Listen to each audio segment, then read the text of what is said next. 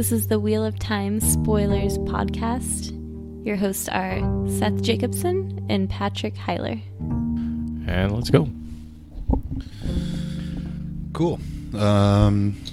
So today we're talking about Chapter 14, the Stag and the Lion, and the symbol for this one is the dragon's fang. I think that's got to be because it's got Ishmael in it, right? I guess. I was a little confused by it too, what that means. But we do have the dreamshard incident. Yeah. All right, Patrick. We start off in an inn. Mm-hmm. I kind of want to know if this is kind of a good description of what the food service industry is like. It actually is. I really liked, where Rand first walks in here. Inside, the inn was every bit as busy as the sounds coming from it had indicated and more. The party from Emmonsfield followed Master Fitch through the back door, soon weaving around and between a constant stream of men and women in long aprons, platters of food and trays of drink held high. This kind of reminded me of work. The bearers murmured quick apologies when they got in anyone's way, but they never slowed by a step. Act polite, but you do make everyone stop for you. Yeah, just get out of my way. I've got food. Yeah. So the other thing that I sort of wanted to bring up here before we got started is the wolves. Now, this is something we hear a lot in these first couple of chapters about how bad the wolves are and how they're even attacking people and sheep are disappearing and all those sorts of things. But really, at no point in the series do we see the wolves attacking people and sheep. Mostly, they try and avoid people. Right. I'm wondering if the troubles up in the mountains and the wolves around the two rivers were Trollocs hiding up there, waiting to attack. Well, it's possible. Do we ever get to see how the Trollocs make their way from the Borderlands to the two rivers? Do they use the ways in that original? Yeah, they use the ways. But I think they're brought there in small groups. So they kind of have to be assembled and stuff. The only reason we know that wolves are attacking people everywhere is because Fane said so. Yeah. And he's the one he's just making an excuse for the Trollocs that were up in the hills. The Two Rivers people don't actually say that any person has been attacked. I think they say something about like losing some livestock, but that could easily be, anything or anyone. Right. Anyway, I just had a thought that no, that's totally possible. Because we don't really seem to I just don't see the wolves as attacking. They are such later in the book this friendly force to Perrin. Yeah. And yet they're set up in the beginning as this sort of menacing outside force. And I have to wonder if maybe he's not sneaking one bias there and being like, yeah, that's because the wolves aren't the ones who are and creating the problems. In real life, wolves and bears are scary, but if you just look at the statistics, how often people are attacked by wolves and bears, it's almost zero. It basically never happens. And when it does, it's like a 12-year-old kid that's throwing rocks at a bear cub or something. It's always like, oh, well, yeah, of course. Or the hiker that tried to pet the bear. Right. Yeah. That kind of dumb stuff. Big cats, on the other hand, are a different story. Yeah, well, cats are soulless. Evil. We just lost half our listeners. Personal opinion. I mean, they're cute. There's a fuzzy one here that I don't know if you've ever met him when you come up the steps, but he'll he'll come up to you, and if you pet him, he'll roll over onto his back and just like act like the biggest puppy and get you to like scrub his belly, and like he's just the most adorable kitten, big cat I've ever seen. I really don't have a huge problem with cats. I just like making fun of them because everybody else is so fond of them. Oh, well, and I'm allergic to them, so I love them, but then I feel awful for hours afterwards. So we enter the Stag and the Lion, which is full because the winter's been so bad, and is it Master Fitch? Yeah. Mentions that all the miners have come down out of the mountains and are probably just looking for a warm place to stay and some decent food. Well, and this is what got me thinking about the Trollocs, because he said it's unusual. They're being attacked and like it's dangerous up there, and he doesn't think there are any left. And so I'm wondering, like, maybe that was the Trollocs moving in. Yeah, and if some miners or farmers noticed like the corpses of sheep or even people out in the wilderness, like bones laying out there or something, they might just assume that, well, it must have been what could have done this, a bear or a wolf. Like, what else could do that? They don't even believe in Trollocs. Right. So why are these miners coming down out of the mountains in droves? Maybe they're being driven out by Trollocs, and they just don't know enough to attribute that to what they think is a mythical beast. And they're just attributing that to wolves, and the wolves are getting a bad rap. Yeah. Because otherwise, the wolves are great. Like, we love wolves in this series. And I've thought about this a lot, just how confusing it is that we get this sort of setup in the first couple of chapters as wolves are evil, wolves are menacing, wolves, and then we find out that, like, they're kind of like heroes. Yeah. And help parent out a ton and all that kind of stuff. Robert Jordan has done that kind of thing with other stuff where he kind of will lead you in one direction and then give you something completely different. Yeah. Like with Tom. We were talking about that. Yeah. In one of the last few podcasts. Yeah.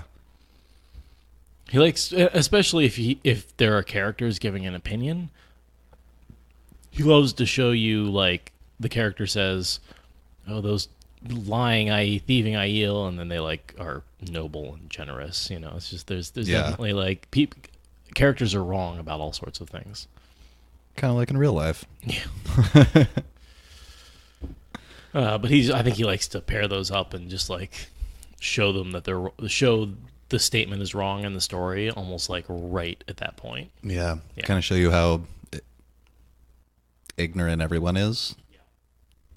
Then we learn that the Children of the Light are in town. This is the first time we see them in the series. And Moraine also asks after Min, to see if she's there, and she is. Elmendreda. Again, speaking of characters that are just wrong, and then him showing them to be wrong right then and there, the innkeeper says, there's no Aes Sedai in Bearlon. To an Aes Sedai. Yeah. Right there is a perfect example of this is the character's opinion, the character is wrong. Yeah. Yeah. He likes to do that. He loves doing that. And in lesser or greater extents. But this one is pretty much was right in my face. The only thing I said about the Whitecloaks claiming there being an Aes Sedai in the town is even a broken clock is right every once in a while. You know? They claim there's an Aes Sedai in every town. Well, there are Aes Sedai in some towns. So every once in a while, they're going to be right. Yeah, I wonder what the purpose really is. Because they couldn't possibly know that Moraine is around, right? I don't think so. I think they're just stirring up trouble. What is the purpose of that? I don't know. The Whitecloaks make a lot of sort of illogical decisions throughout the series that I often don't really understand. Fane is a big part of that. He does a lot to corrupt the Whitecloaks pretty early on in the Great Hunt. Yeah.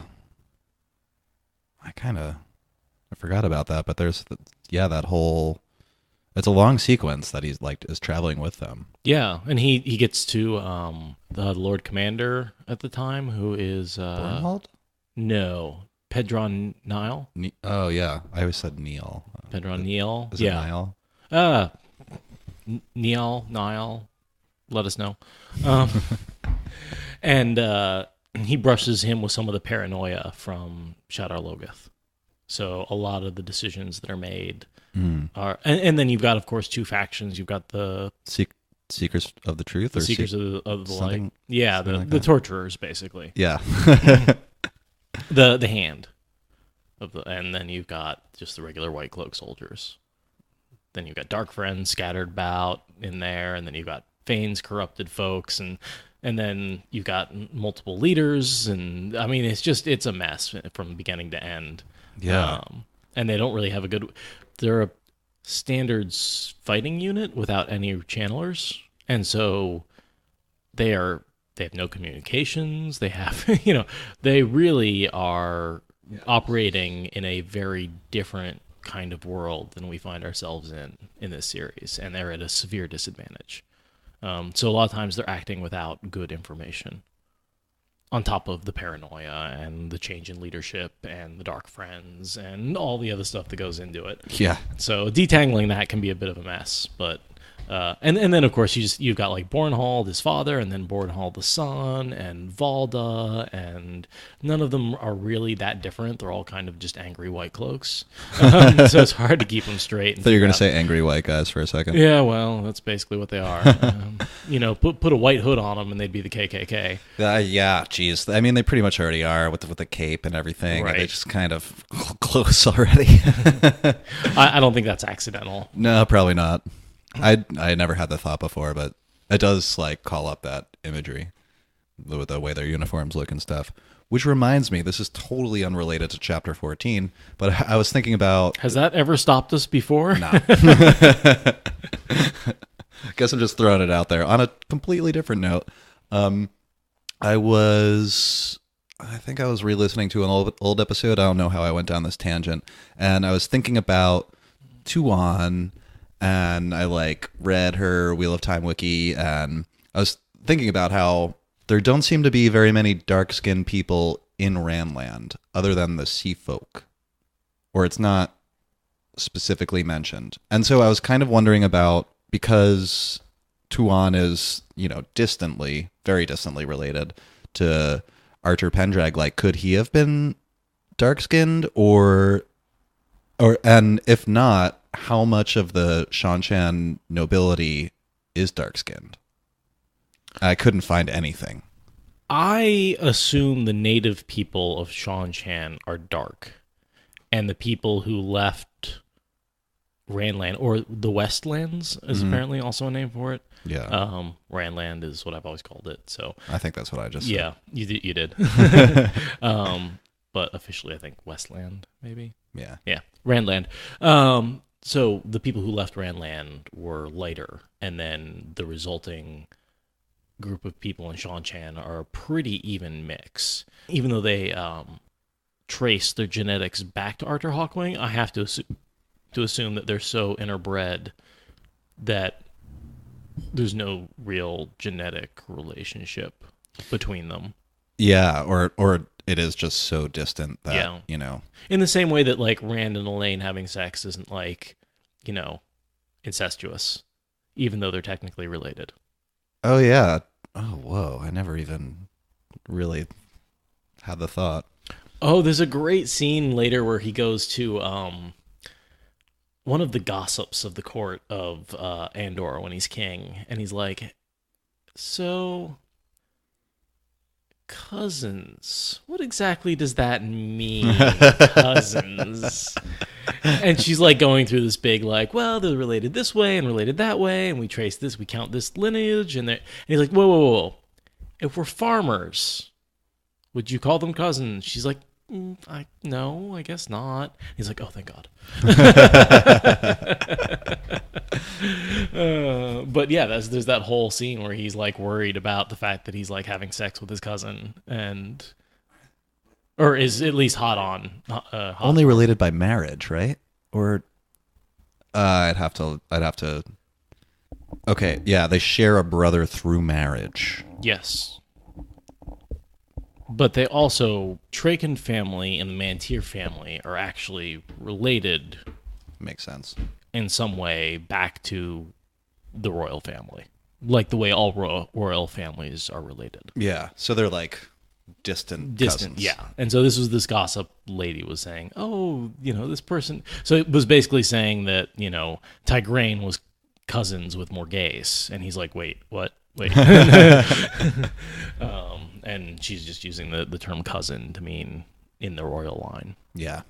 I have parts of my family that are just the two parts are some sections are closer together, or are more in touch than others, and like I have a group of cousins that are like I think they're like my fourth cousins or something.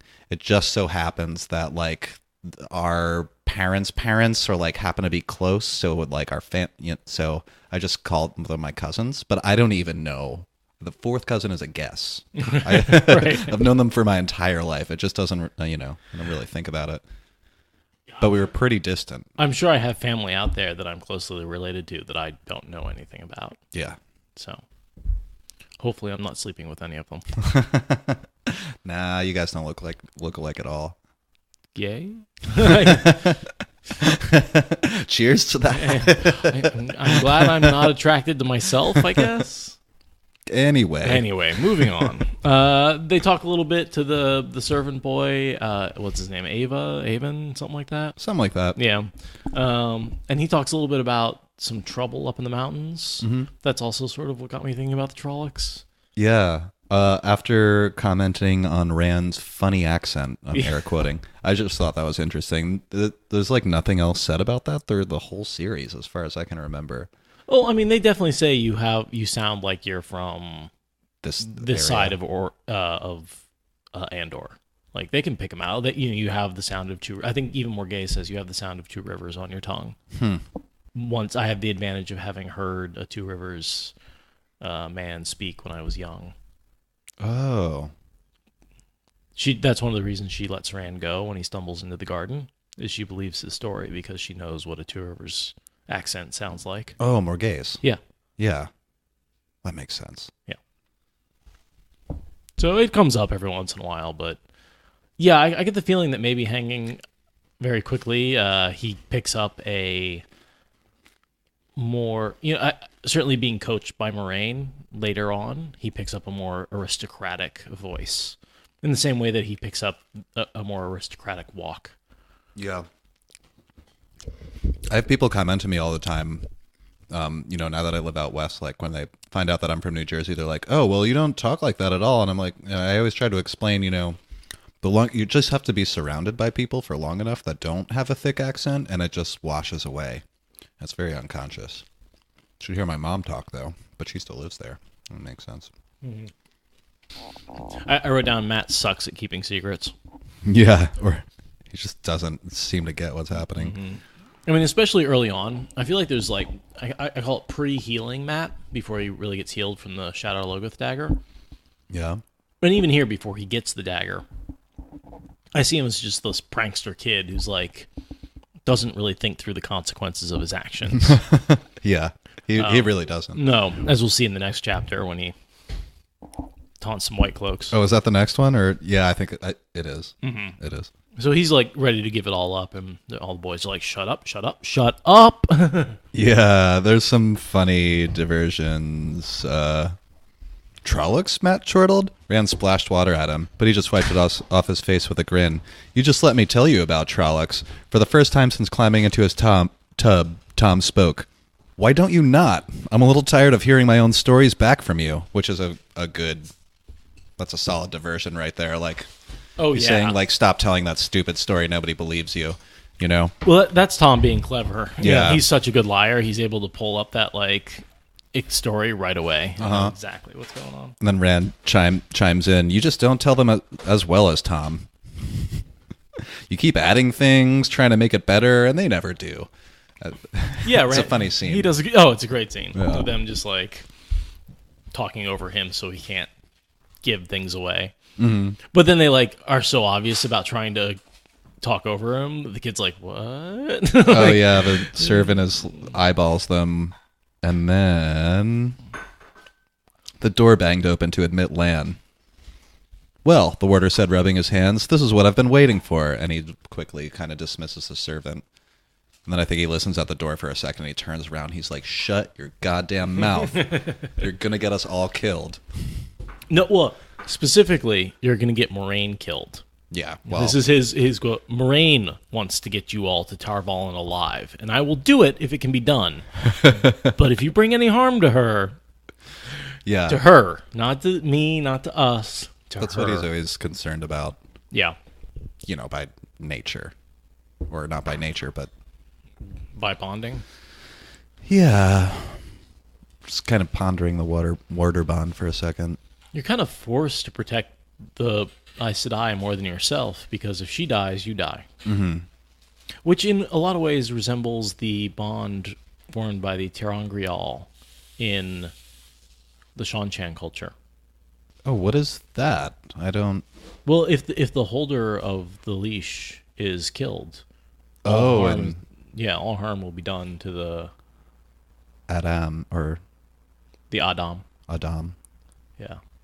One of the reasons why bonding a warder against his will is so rapey is because it's very similar to the forced bond of the Adam and keeping someone as a slave. Yeah. Not only can you force them to do your will, but you can, your death is immediately reflected upon them. I don't really know very much about... So, like, when an Aes Sedai wants to compel her warder to do something, I know it works with flows of spirit, but I don't... Is it like compulsion? Is it similar? Or is it... Yeah, it's similar. Somehow? Yeah. Kind of the same thing. It's through the bond. So, once the bond is cast, it exists independently of channeling. And compulsion is done with spirit also, right? Yeah. It's probably just about the same thing. Yeah. No, it's kind of creepy how similar some of these flows can be for very different purposes. You create this bond that has a possibility of compulsion, and by altering it a little bit, you have the Adam, you have the warder bond, or you just have raw compulsion. Yeah. Or even just, hints, little hints of compulsion. Such an incredible technology. If that's, Yeah. I find the ability to influence someone else's mind to be immensely powerful. Sure. Even the weakest forms of compulsion that, like what we were talking about in the first couple of chapters that Moraine probably uses on the boys are, imagine just only having that magic in real life would be the most useful thing ever. I'd get a lot more promotions, that's for sure. Yeah. I wouldn't even work. Just show up to work once a week and ask for my paycheck. Living the dream. We get a bit of a glimpse of Min here as they come out of the bath. Oh, I didn't even take note of that. Is that the first time they see her? Is that when...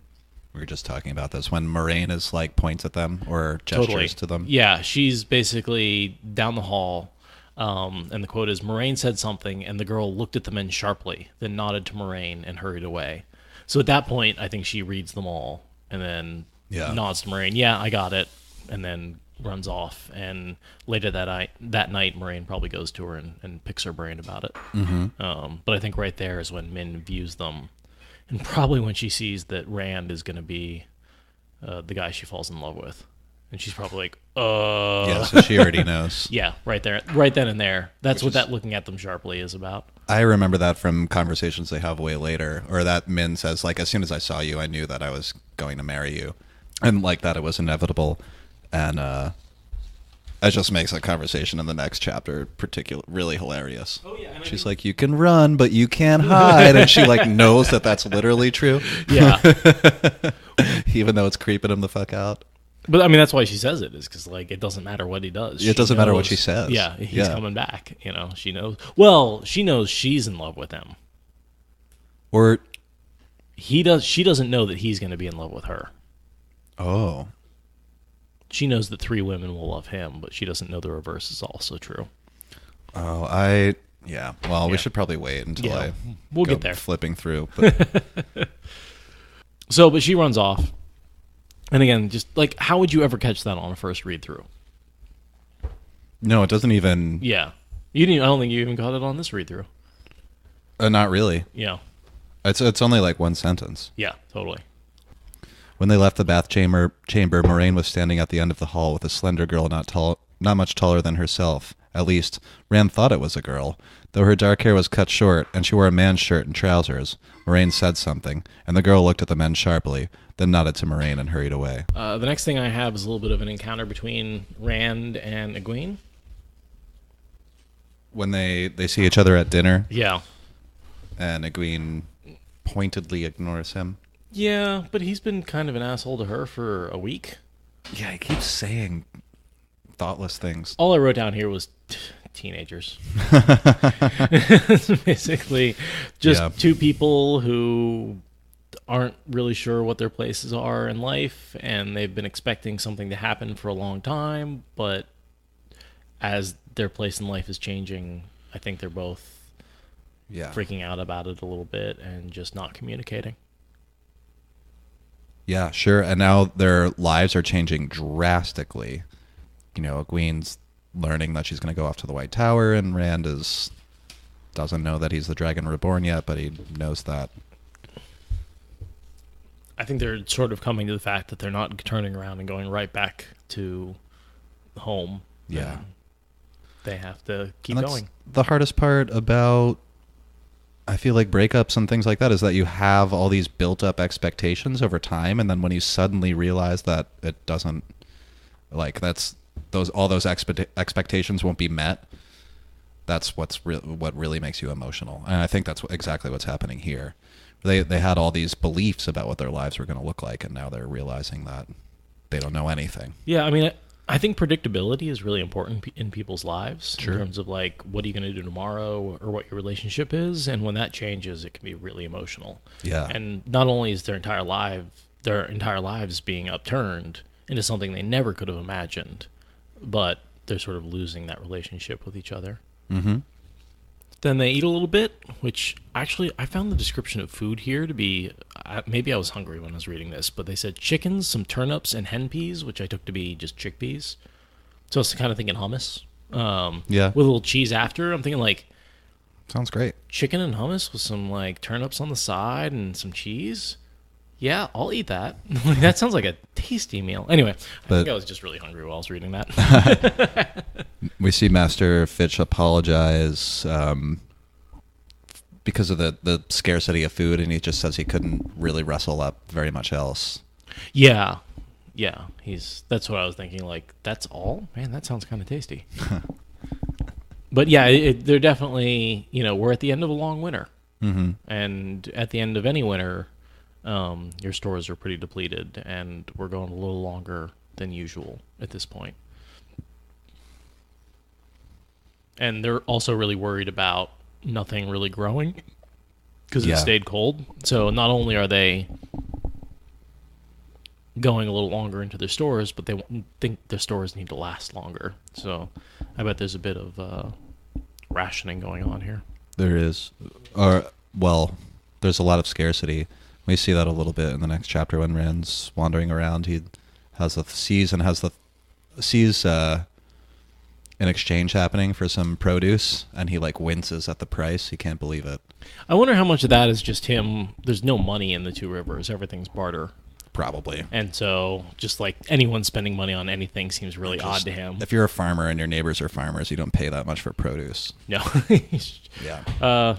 I got a barrel of turnips if you got a barrel of potatoes, right. Yeah, we talked about that a little bit with the inn and how the mayor is like the banker of the town, and he had the horses that he rented out and some things like that. But I'm guessing other than the mayor, there's not a lot of money in the town. Yeah, probably. They probably, or the common farmer in the Two Rivers probably just gets a paycheck once or twice a year, with the tobacco harvest, and then wool seem to be their staples. Yeah, and a lot of that they probably trade for things that come off the peddlers. Yeah, come off the peddler's wagon. Yeah. We see next a little of what Lan and Moraine have discovered from trying to interpret rumors. We hear about the battle in Geldan and that Logain won. I'm trying to think if there's anything else important. Moraine says, yeah, that's pretty much what I heard as well. So I wanted to talk a little bit about Logain at this point, because here we learn his name, and we've heard he's won a major battle. Yeah. And we know later he tells this story of the Red Oddjaw setting him up. Setting him up? I don't remember that story. It's made up by Suan, right? So she's trying to undercut... Oh, yeah. She's trying to undercut the White Tower and Elida. And so she makes up this story saying, hey, the Red Tower set you up. and I want you to tell this story. But he sticks to it long after it really sort of becomes unnecessary, and we never ever get a denial from the Red Ajah. And I have to wonder if maybe Suan didn't hit on something here, especially with the quote we get later in the dreamshard where Ishi's talking about the false dragons that are set up by the Black Tower. I was just going to say that. Where, I mean, Ishmael says that. We don't know how much of all that is true, and at least the extent of the White Tower involvement in manipulating events with characters like Rowland Darksbane and Logain. But my theory is that all of these false dragons were set up by the Black Ajah operating in the Red Ajah, directed by Ishmael. To create chaos? To create chaos. Basically create false dragons. And give the Red Ajah a purpose for existing. That is a good point. We talked about this a little bit in another episode. I think it was one of the very first where we were actually talking about Rowland Darksbane. I think that happens like a few hundred years after the breaking or something. I thought when I was going through the histories that it just seemed obvious that the White Tower, put up a monster that they can then take down, and that makes them look good. And you do that once, well, who's to say you don't do it again? Sure, why not? Why not? Yeah. So I really have to wonder if maybe this is one of those things that I think maybe the fact that Suan made it up is a bit of misdirection. Because there's so much other evidence for it that her making it up sort of makes you sort of dismiss it as, well, since she made it up, it couldn't be true. Or maybe only partially. Like some parts of it could be true, some could be... Right, she could be inflating it a little. Not specifically the Red Ajah, but maybe the Dark Friend members of the Red Ajah. Maybe it's not all of the false dragons, but... Yeah. And Logain's definitely capable. He can channel. We know he's a clever guy. Sure. And everything. But for him to have so much military success coming out of... I think he was a minor noble. Yeah. But still, for anyone to have that much military success is... he won this battle. Unlikely. He won this battle, and And weren't Aes Sedai at the battle? Yeah. Yeah. Mm-hmm. They definitely were. Oh, well... And unless you think Logain overcame a bunch of Aes Sedai, totally possible. He's got the power for it. But he's just one guy. Yeah, that seems incredibly unlikely. Especially if there's several Aes Sedai, then... Because even up against one trained channeler, I think his chances would be bad. Because he's not a trained channeler. That's right, yeah, he's not.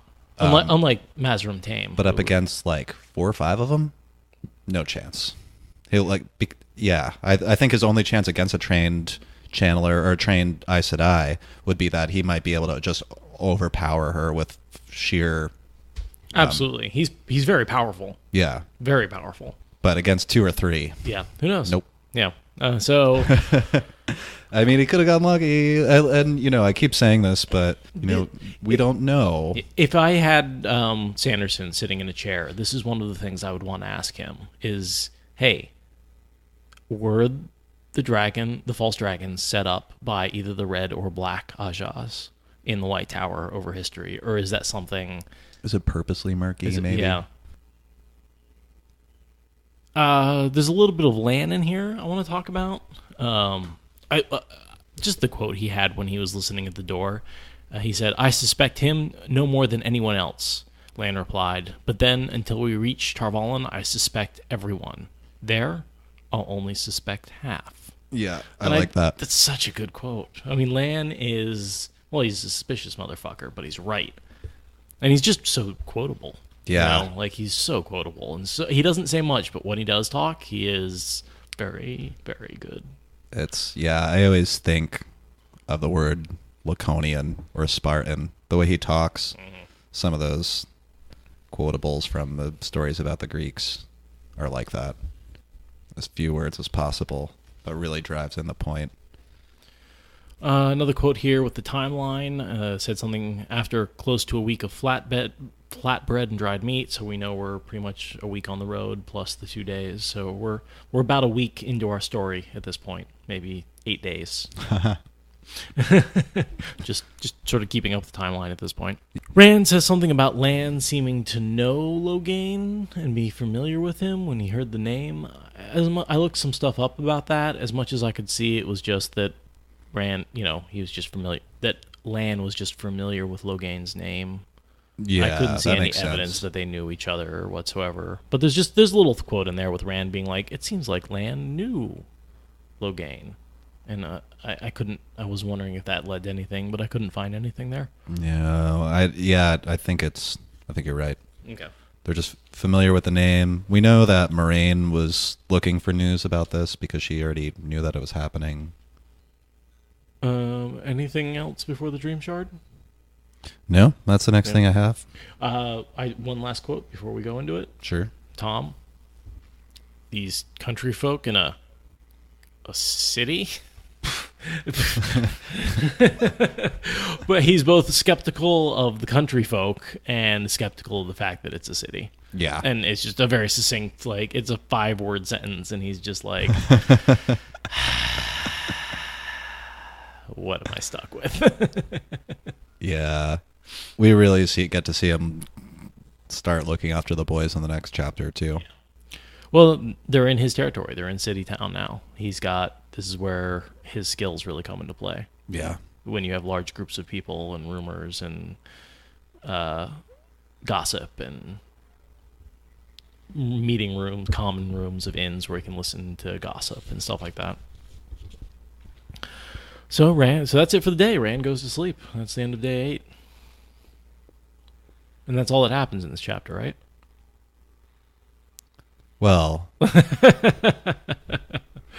Oh, wait. Rand leaves dinner and falls asleep. Yeah. Oh, those are the other 3 pages of notes I have. Okay. Last time Rand fell asleep, we talked about it, and we sort of came to the conclusion that it was an Ishmael dreamshard. And I assume we're making the same assumption here, that he is being pulled into an Ishmael dreamshard. Oh, yeah. And if this isn't the same shard, it's a very similar one. When Rand looks out a window or something later, he describes the sky above Shale Ghoul. I missed that. You'll have to point that out to me when we get to it. Yeah, I can try to skim through really quick. But it's always like the clouds are moving too fast and they're like bizarre colors. He describes that in the I believe the last one. Is this the third now? Second? He falls asleep. There's a faint glow that seemed to just be there, no source. That's a telltale sign you're in Teleron Riyadh or some version of it. Yep. Whether it's a dream shard, that light that comes from nowhere. I wonder, do you think the dream shards are sort of inside Ishmael's head and shaped by his thoughts? I often wonder if that's why Rand's always caught in these twisty, crazy corridors, because Ishmael's basically nuts. And the dream shard is formed by his thoughts. Well, yeah. I mean, it's totally formed by his thoughts. Yeah. So Ishmael would also be able to manipulate it while in it. How conscious do you think he is about pulling Rand into his dream? Totally. You think it's 100% on purpose? Yeah. Okay. And then we find out, or we know already, that he's doing the same to Matt and Perrin. And we get to see later where there's another dream shard where he uses the little figurines of the 3 boys, and he tries to see which one they pick up first, because if you saw figurines of you and your friends, you pick up the one of you first, right, to look at it.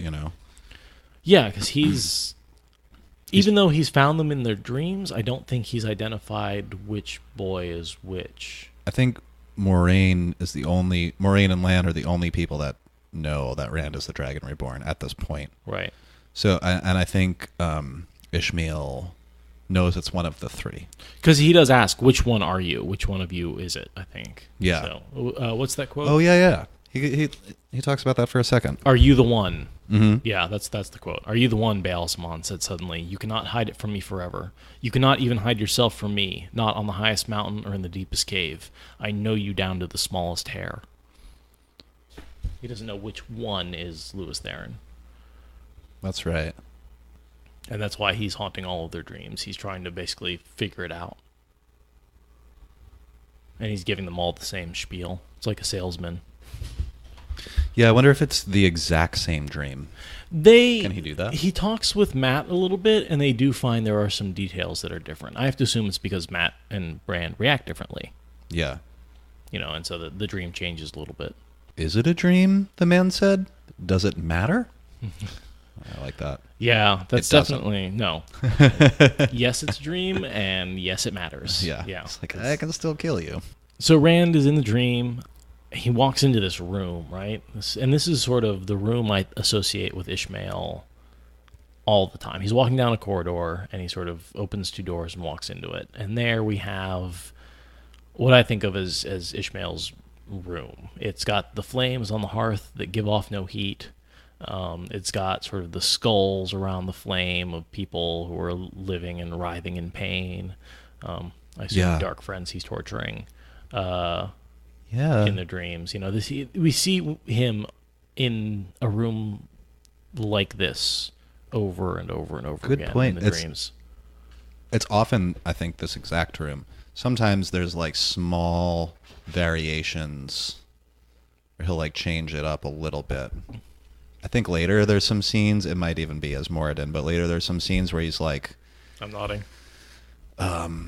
Like on a platform in a lake or something, and there's like the faces of people just underneath the water. But it's always something like that. Yeah. And I always assume those are people he's pulled into the dream, into his dream shard, and that he's torturing. Oh, do you think so? Yeah. I assume they're dark friends who are dreaming. Oh. Yeah. I never thought of it. Or dead dark friends. That's also possible. I'm not sure if they're asleep or they're dead, or some combination of the two. I mean, why make false images of torturing people? Yeah, he'd just torture people. Yeah. Yeah. Funny, not funny. I mean, you could drown someone in Teleran Riyadh for a long time. There's no reason that... No. Yeah, you don't have to kill them. No. Just make them feel like they're drowning forever. Yeah, imagine waterboarding someone forever without any risk of drowning them. Yeah. And waterboarding is torture.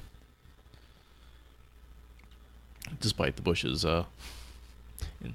Yeah, whatever. Let's see him get waterboarded then if it's such a great time.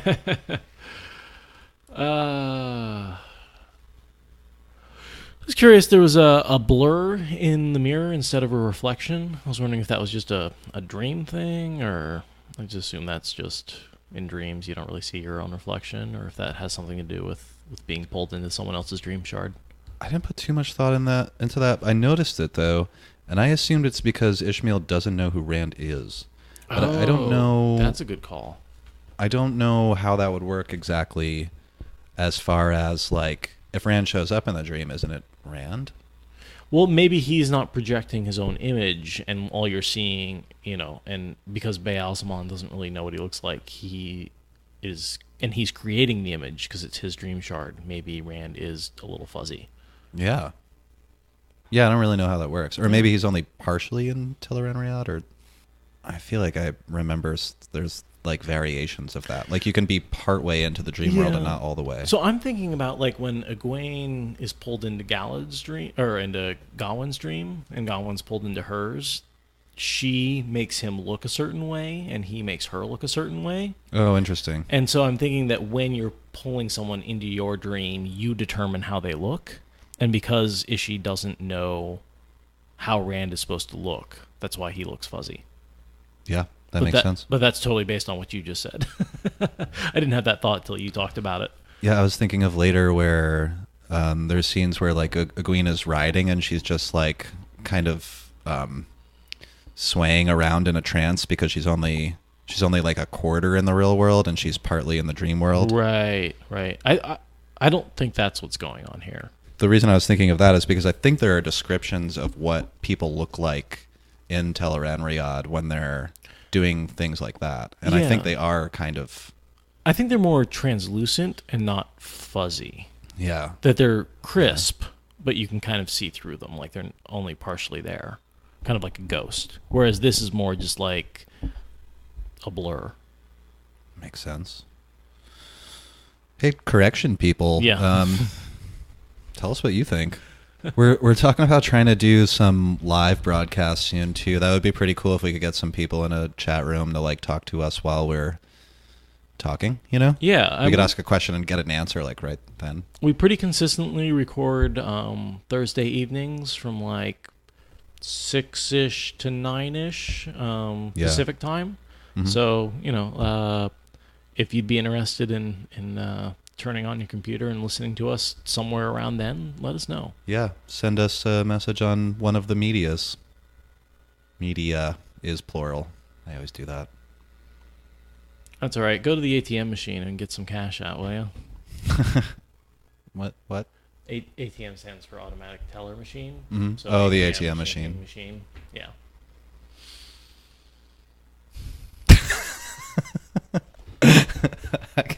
I just didn't get it right away. Sorry. It makes it funnier when I explain it. Automatic teller machine. Dreamshard. Okay, Dreamshard. So, man, this is going to be a long episode. Yeah, I don't know. Rand walks into the room, and here's the quote. If he had not known it was impossible, he would have said no one had been there until he actually looked at the man. If anyone in this series ever says, if I had known it was impossible, it's not impossible. Yeah. That guy wasn't standing there before he appeared. You're in your dream shard. Popping into existence happens all the time. We see it constantly. You'll get used to that, yeah. Rand. It's just, yeah. And so Ishi is basically trying to get him to drink something here. Yeah. And Rand doesn't. It makes me wonder what that was about, though. I mean, drinking stuff is bad. Think about Moghedian with Nynaeve and the fork root, right? Like, she forces her to drink the fork root, and that carries over into the real world. Whatever you drink is going to, if it's a poison, if it's some sort of mind-controlled drink, if it's...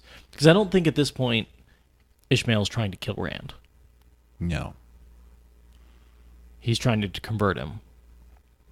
There's so much that is possible in the world of dreams that I don't even want to speculate. I know, yeah. It could be literally anything. Anything. And he can think of anything, make it anything, just as he's drinking it. Because if fork root tea works... Like, if you drink fork root tea in a dream and then it works on you out of the dream, then, I mean, that fork root tea was never in reality in the first place. Right. But it is a real thing in the real world. So you could conceivably make a thing up in the world of dreams and have it affect... I mean, and he could just murder him right now and he'd die in the real world. Well, yeah. If fork root tea also works the same way, if he could just... I feel like you can't invent something out of whole cloth. You have to make something that, you know, biologically functions. I mean, we don't really see that. Don't we see Perrin swat away Balefire later? It's only in the weave. dream world? Yeah. Yeah, that's a really key scene. Yeah. Nothing is real. Teleon Riyadh is a crazy place. Yeah, nothing and everything is real all at once. And even though we should talk about dream shards a little bit because I don't, Teleon Riyadh, the dream shards are not in Teleon Riyadh. Right, sort of. Yeah, they're part of it. I mean, they're creations of a talented dreamer. I'm trying to think of a good analogy. Nothing's coming to my head. I sort of think of them as like they describe pocket universes as little bubbles that attach to the pattern, but that can sometimes detach. I sort of think of dream shards as little pockets of Teleon Riyadh that are created by a person and can reflect Teleon Riyadh, but are also changed. They're sort of halfway between the dream, that sort of black area with all the dreams, and Teleon Riyadh itself. That makes sense. I haven't read much about this recently. I can't think of Perrin ever using that. No, well, I don't think that's part of the worlds of dreams the wolves reside in. Right. They would never... Yeah, we don't see any of the wolves doing anything like that. No. But we do see humans do it. Mostly we see Ishmael do it. He's really the only dreamshard creator that I think we ever come across. Lanfear? Oh, yeah. Yeah, you're right. Is she a dreamwalker, or is she using She's a dreamwalker. Yeah. Yeah. Her, Mogedion, and Ishmael, as far as I know, are the only three. Some call me Beelzemon. That was the next quote I read down. Some call me that. It's not my name. My name is Ishmael. Mm-hmm. But some call me Beelzemon. And those are the Trollocs, calling him the Heart of the Dark. But he is not actually the Dark One. And I think that's where Rand sort of gets the mistaken impression, is right here, where the guy says, I am Beelzemon. And he's like, oh, Beelzemon's the Dark One. Right. Therefore, you are the Dark One. But, what we see here is that he tells us that he is Ishmael shortly thereafter. It's not right away, but... based on the events that he was involved in? Or Here he says, Fool, I have never been bound. Mm-hmm. The fires of his face roared so hot that Rand stepped back, sheltering behind his hands. The sweat on his palms dried from the heat. I stood at Lewis Theron Kinslayer's shoulder when he did the deed that named him. It was I who told him to kill his wife and his children and all his blood. Which isn't true. But he was there. Yeah. It was I who gave him the moment of sanity, which is true, to know what he had done. Have you ever heard a man scream his soul away, worm? He could have struck at me then. He could not have won, but he could have tried. Instead, he called down his precious one power upon himself, so much that the earth split open and reared up Dragon Mount to mark his tomb. So right there, what you have essentially is him describing the events of the prologue. Yeah. And there were only two people who were there, the dragon and Ishmael. Yeah. We don't understand too well how the him being bound works. I guess I should also point out that, like, in that paragraph you just read, there's two lies. Fool, I've never been bound is a lie. He's bound sometimes, but not all the time. And told him to kill his wife is also a lie. I wonder about that. I wonder if maybe in his insanity, Ishmael was that in Lewis Theron Telemon's insanity, that Ishmael was there saying, "Yeah, you should kill them." Oh no, you're right, because he didn't even realize. You're right, because in the prologue, when he saw that Lewis Theron had killed his wife, he was shocked. Yeah, and yeah, there's a quote somewhere in there where he was like, "Has the madness already consumed you so far, or this much, or something like that?" But now that I think about that, I wonder if it's just that he's shocked that Lewis Theron doesn't realize he's killed his wife. He knows that he's killed him. He's just shocked that the madness has him so that he doesn't even realize it. Yeah. Well, I always assumed both. It's another thing we can't really know. Yeah. But I just kind of wanted to point out that in this dialogue we see happening between Rand and Ishmael here, I saw this as Ishmael blending together. There's tons of truth in here. A lot of what he's saying to Rand are facts. But other things he kind of twists, and like there's a bit of bragging. Father of lies. Yeah. But I think that a lot of the history that we went through in the early episodes comes from a combination of his rant here and Tom's oral history. Mm-hmm. And comparing those two gets you pretty close to what actually happened. Yeah, unless it's straight from Robert Jordan's narration. Right, which... there's not that much. Yeah.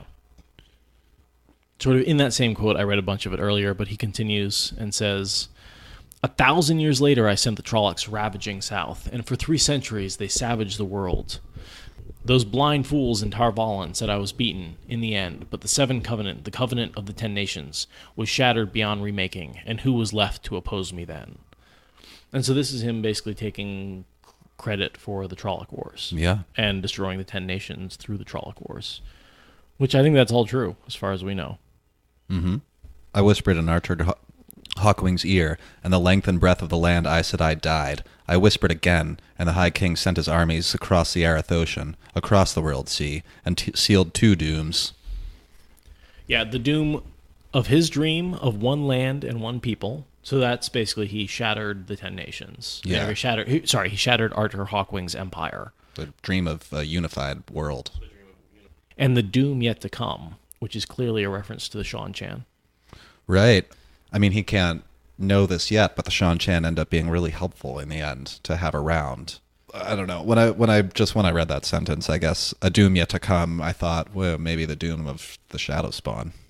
Maybe, but I think... Can we win without the Shan Chan, you know? But at this point, I think he knows that they're coming back, and he thinks there's going to be a great war between the returning armies of the Shan Chan and the existing armies. Yeah, absolutely. Yeah. And he's going to use that to weaken both of them. Mm-hmm. But yeah, so a big part of why he sent the armies across the ocean was to come back.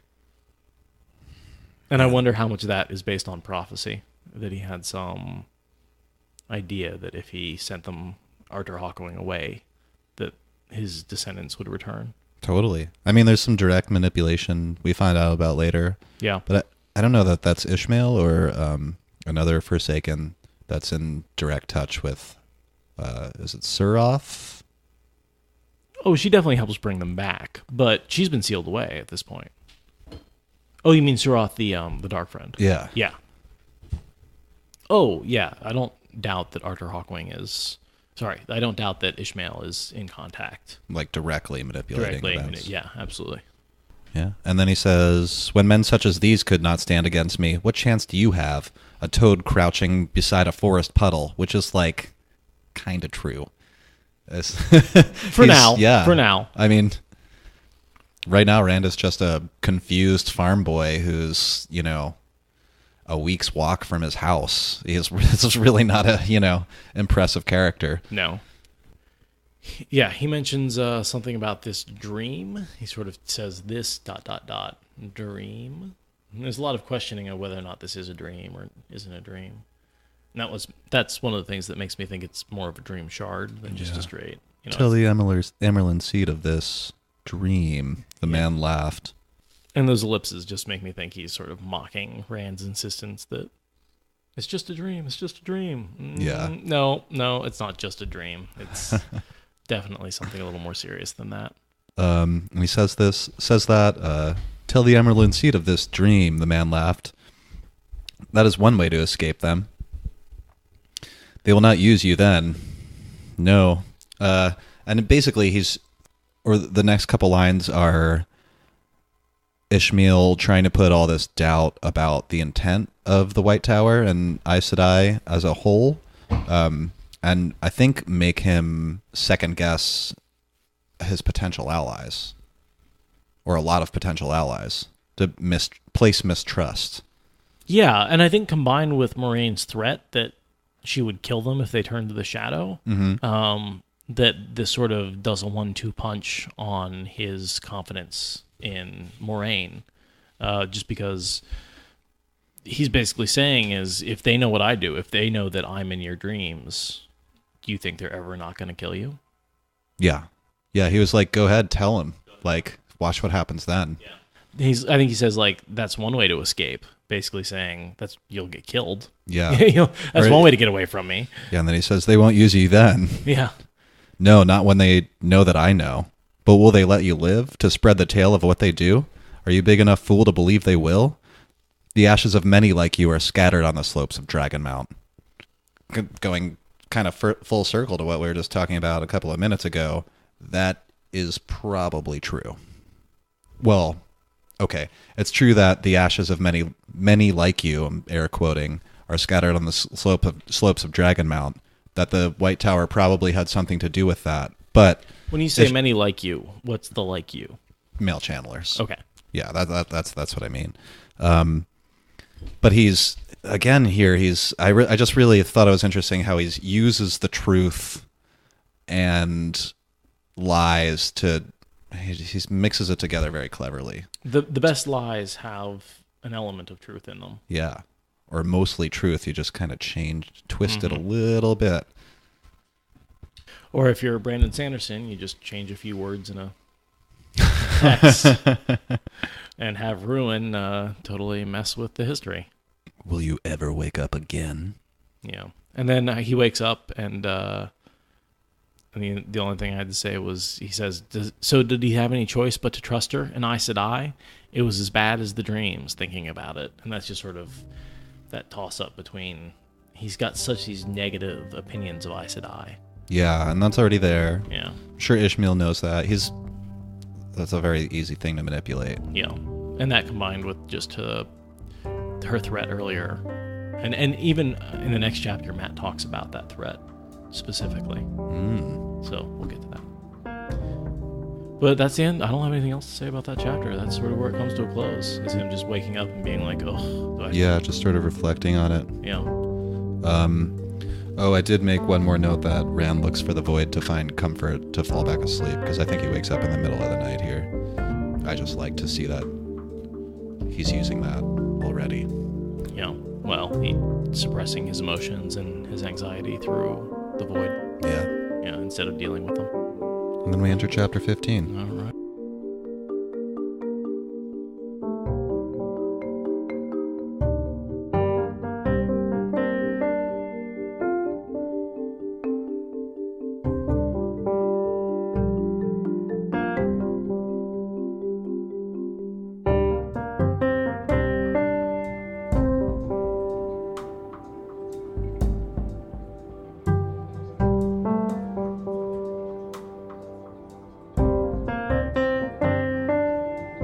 I went to Office Space yesterday with Jessica. The movie. It was watched Office Space? Yeah. Nice. It was in Laurelhurst Theater. Oh, nice. I love that movie. So, no, definitely. Living the dream. Living the dream. Two chicks at the same time.